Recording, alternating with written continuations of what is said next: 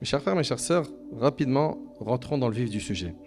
La plus grande erreur que les gens font, et c'est la première, c'est qu'ils ignorent l'importance de ce mois.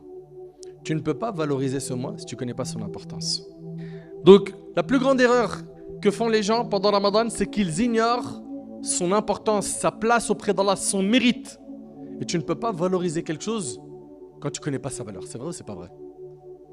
Un mois au cours duquel les bonnes actions sont multipliées, le mois du Coran, le mois où le prophète sallam faisait plus d'efforts que dans les autres mois, ça c'est quelque chose que l'on doit prendre en compte car notre bien-aimé alayhi sallam c'est notre modèle.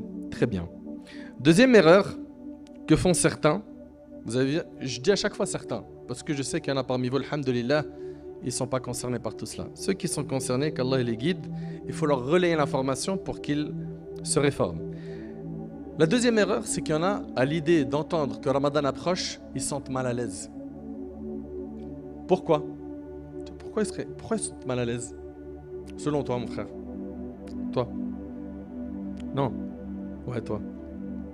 Pourquoi il y en a certains, quand ils entendent J-7, Ramadan arrive, ils voient des gens dire ah, mashallah, alhamdulillah, trop bien. Et d'autres qui disent ouais. Pourquoi? Vas-y, dis-moi.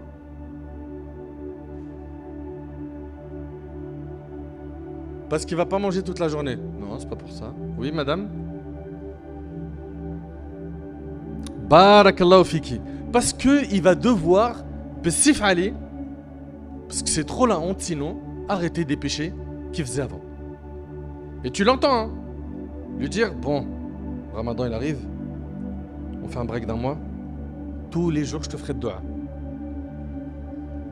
Wallah, je t'oublie pas. De toute façon, c'est la place que tu as dans mon cœur. En fait, j'ai plus d'organes, j'ai toi. Vous connaissez le disquetteur mytho là. Et donc, lui ou elle, à l'idée d'entendre que Ramadan arrive, ma crush, mon crush. Pareil pour ceux qui fument, la clope ou la drogue ou autre. Lui, il entend Ramadan, il arrive. Oh, il est zaaf, hein. Il est énervé. Pourquoi? Moi, il me faut ma dose. Et subhanallah, wallah, une parmi les choses qui m'a fendu le cœur, qui m'a déchiré le cœur, qui me l'a broyé, c'était de voir des vidéos où des jeunes se filmaient en train de rompre le jeûne avec un joint.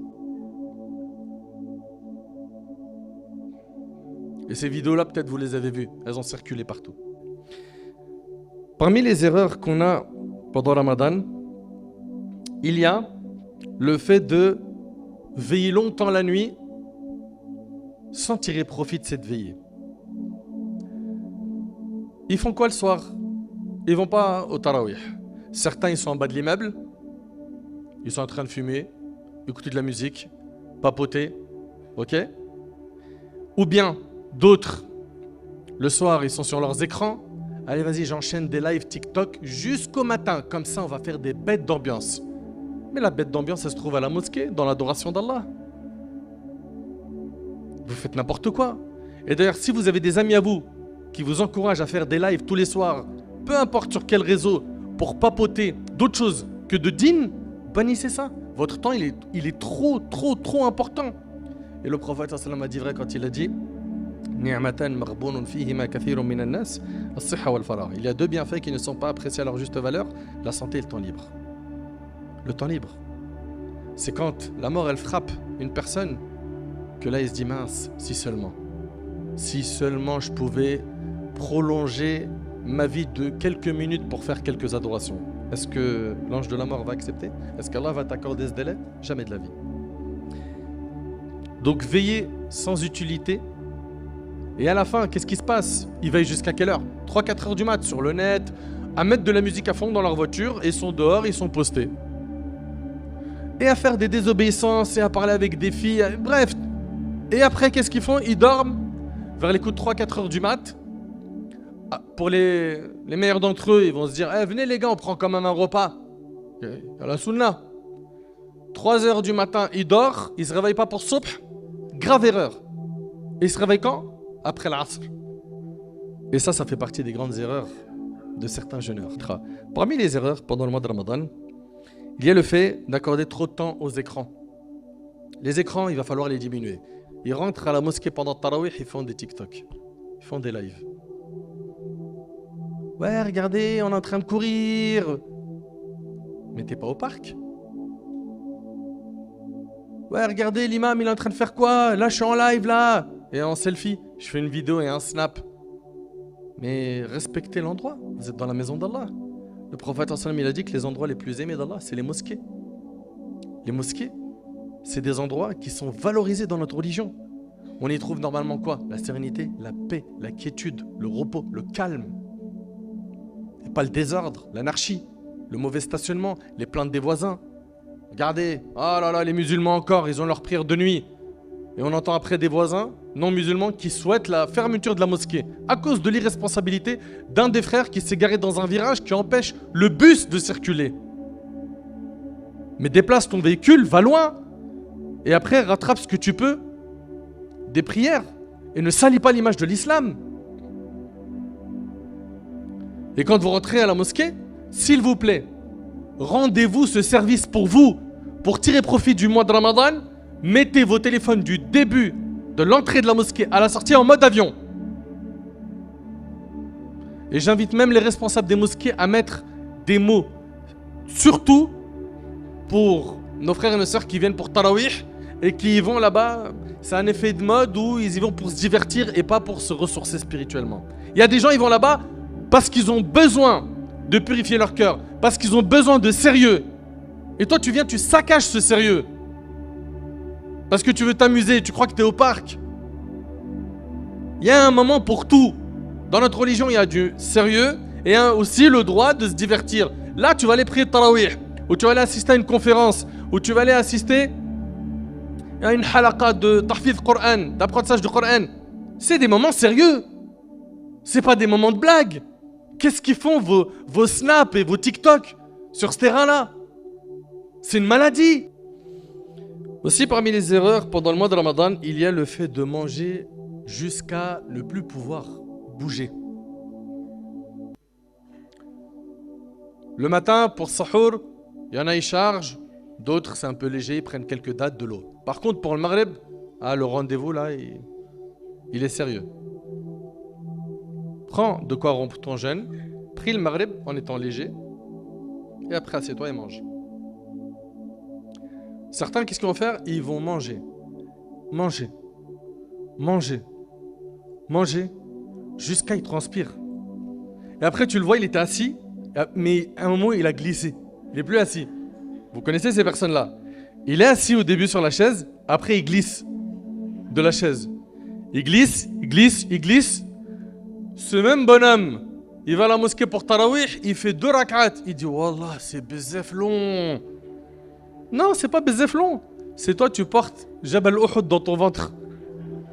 Parmi les erreurs qu'on a également pendant Ramadan, on a le fait de délaisser le fait d'ordonner le bien et d'interdire le mal. Ils rentrent de Tarawih, ils voient les jeunes, ils sont en train de rouler leurs joints. Salam alaikum les gars, alaikum salam mon frère. Et il part. À quel moment on leur ordonne le bien, à quel moment on interdit le mal? Si même pendant Ramadan on voit la désobéissance, on fait rien, quand est-ce qu'on est sensible? Quand est-ce qu'on bouge? Parmi les erreurs aussi qu'on a pendant Ramadan, il y a le fait de jeûner uniquement avec le ventre. Quand on jeûne, on s'abstient de manger et de boire du fajr jusqu'au coucher du soleil avec l'intention d'adorer Allah subhanahu wa ta'ala. Et quand on jeûne, tous nos membres jeûnent. Mes yeux jeûnent du haram. Moi qui avais l'habitude de regarder des choses haram sur mon smartphone ou sur mes écrans, mes yeux vont jeûner. Mes oreilles qui écoutaient du haram, c'est fini. Que ce soit des clips interdits, etc. ou bien de la médisance, de la calomnie, etc. C'est terminé. Mes oreilles, je les lave pendant Ramadan. Moi qui avais l'habitude d'être dans la médisance, raïba ou namim, etc. Je parle sur le dos des gens, etc. Ma langue va jeûner. Ma main va jeûner du haram. Mes pieds vont jeûner du haram. Mon corps entier jeûne. Et le prophète m'a dit, il se peut qu'un jeûneur n'obtienne de son jeûne que la faim et la soif. Allahu Akbar. Il se peut à la fin que de tout ton jeûne, la seule chose que tu as eu comme gain, c'est la faim et la soif. Tu n'as pas eu de récompense. Pourquoi? Parce que pendant que tu jeûnais, tu mangeais la chair de ton frère. Tu salissais son honneur. Pendant que tu jeûnais, tu arnaquais les gens. Pendant que tu jeûnais, tu regardais des choses haram et tu les écoutais, tu kiffais, ton cœur vibrait en regardant ce haram. De ton jeûne, tu n'as eu que la faim et la soif, tu n'as pas eu de récompense. 30 jours où tu t'es privé pour peu de bénéfices. Ça, c'est une erreur qu'il faudra également urgemment soigner. Parmi les erreurs qu'il y a également pendant le mois de Ramadan, c'est que les derniers jours de Ramadan, qui sont censés être les jours les plus importants, il y a Laylatul Qadr dans la dernière décade, n'est-ce pas? Elle est dans une des nuits impaires de la dernière décade du mois du Ramadan. Au lieu de se concentrer à rechercher la récompense de la nuit du destin, à planifier un i'tikaf, une retraite spirituelle, à passer plus de temps à la mosquée ou même à poser des jours de congé, et c'est ce que je vous recommande de faire les frères dans la mesure du possible, dans les 10 derniers jours, posez des jours de congé pour votre cœur. Vous posez des jours de congé pour votre corps en été, posez des jours de congé pour votre cœur, pour l'apaiser, pour vous rapprocher d'Allah, rester à la mosquée un maximum de temps. Et ce qui est très triste, c'est quoi? C'est qu'au lieu d'être dans le dernier sprint sérieux, qu'est-ce qu'ils font les gens? Ils sont toute la journée en train de faire du shopping pour les vêtements de l'Aïd ou en train de préparer les gâteaux de l'Aïd. 3-4 jours avant l'Aïd, il n'y a plus personne dans la mosquée. Vous faites quoi? On achète les cadeaux de l'Aïd. Planifiez ça avant. Ou débrouillez-vous même pour faire ça en ligne, si vous connaissez vos tailles, les vêtements, etc., pour passer le minimum de temps dans le centre commercial pendant Ramadan. Votre temps, il est trop précieux pendant Ramadan. Il se peut qu'on n'atteigne même pas ce mois. Vous croyez que c'est garanti qu'on va vivre jusqu'à Ramadan? C'est pour ça les pieux prédécesseurs, 6 mois avant Ramadan, ils disaient quoi? Allahumma balighna Ramadan. Ou Allah fait nous vivre jusqu'à Ramadan. Et après Ramadan, qu'est-ce qu'ils faisaient? Pendant 6 mois, ils demandaient à Allah d'accepter leurs efforts pendant le mois de Ramadan. Donc il faut faire le nécessaire. Pourquoi? Pour optimiser notre temps. T'as besoin d'une sieste? Pas de problème. Mais je dors pas toute la journée. Et je fais jamais sortir une prière de son temps. Et il faut que je me fixe des objectifs de comment je vais ressortir de ce mois. Je sais comment j'étais avant le mois de Ramadan. À la fin du mois, est-ce que je serai le même? Si c'est le cas, tu as échoué. Si tu es ressorti avec un repentir sincère de Ramadan, tu as gagné. Tu es ressorti avec l'assiduité dans la prière, tu as gagné. Tu es ressorti avec l'amour profond du Coran et un programme établi de dhikr, de Coran, tu as gagné. Tu es ressorti avec rien, c'est une catastrophe. Une catastrophe. Donc, faites-y très attention aux derniers jours du mois de Ramadan. Rappelez-vous que le prophète sallallahu alayhi wa sallam a dit Man qama laylatul qadr imanan wa ihtisaban ghufira lahu ma taqaddama min dhanbi. Quiconque veille la nuit du destin en prière, poussé par sa foi et par l'unique récompense d'Allah, Allah lui pardonnera ses péchés passés. Et celui qui jeûne également, poussé par sa foi et par l'unique récompense d'Allah tabarak wa ta'ala, il sort de ce mois-là pardonné de ses péchés. Et le prophète m'a dit le Coran et le jeûne intercéderont en la faveur de leur auteur. Subhanallah, le jeûne il va dire Ya Allah, je l'ai privé de manger et de ses passions, laisse-moi intercéder pour lui. Il a délaissé ses passions pour toi Ya Allah. Et le Coran dira Ya Allah, je l'ai empêché de dormir la nuit, laisse-moi intercéder pour lui. Et le prophète m'a dit Fayushafa'an, et les deux intercéderont pour toi le jour du jugement.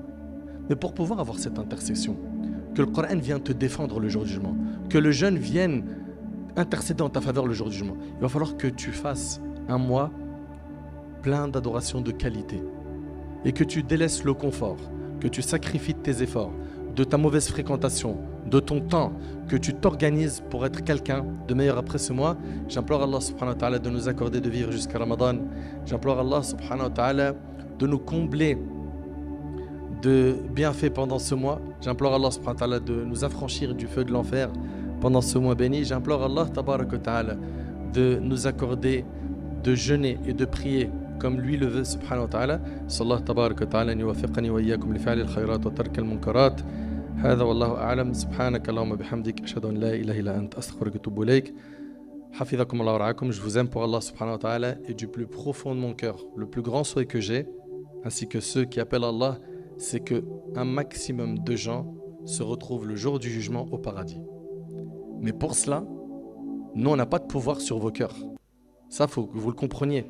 Vous pouvez écouter des conférences toute la journée sur YouTube ou sur les réseaux sociaux de tel imam, tel conférencier, tel prêcheur, etc. Il y a un effet de stimulant qui vient du discours que tu as entendu, mais 90% de l'effort, voire 95%, il vient de toi.